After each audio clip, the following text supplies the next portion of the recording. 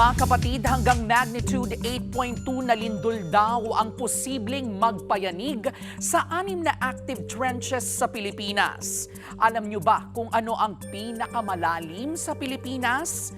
Cotabato Trench, Philippine Trench, or Manila Trench? Isa-isahin po natin. Simulan natin sa Cotabato Trench. Pagwawasto lamang po mga kapatid, may lalim po itong aabot sa 5,700 meters o halos 6 na kilometro. Ito nga ang fault system na gumalaw, kaya nilindol ang Mindanao nitong Lunes. At hindi po Cotabato Trench ang pinakamalalim. So ano ang mas malalim? Manila Trench or Philippine Trench? Ito na nga, ang aktibong Manila Trench na nakapwesto sa western coast ng Luzon at Mindoro ay may lalim na 5,400 meters. Opo mga kapatid, mas malalim pa ang Cotabato Trench kaysa sa Manila Trench. Ito pong matindi. Yung pinagsamang Manila at Cotabato Trench, lumamang lang ng kaunti ang lalim sa Philippine Trench. Umaabot po ito sa 10,540 meters. Grabe! Kumbaga, lalamunin nito ng buo ang Mount Everest.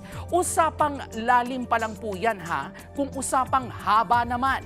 Mula silangang Luzon hanggang timog silangang Mindanao, ang haba ng Philippine Trench. Umaabot yan sa 1,320 kilometers. At ayon pa nga sa ilang pag-aaral, ay posibleng umabot pa sa 1,800 kilometers. Sa kabuuan, 6 ang dambuhalang trench sa Pilipinas. Idagdag pa po riyan ang East Luzon Trough or Trench, Negros Trench at Sulu Trench.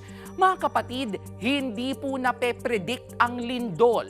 Pero oras na tumama po ito, importanteng alam natin ang mga dapat gawin. Duck, cover, and hold. Paulit-ulit po natin yang naririnig pero gaya po ito ng K-alaman, ito po ay ating K-yamanan. K-okay. Mga kapatid, Jervy Wrightson po. Eto na nga. Para sa latest showbiz news at iba pang K-alaman, mag-follow at mag-subscribe na sa social media pages ng News 5.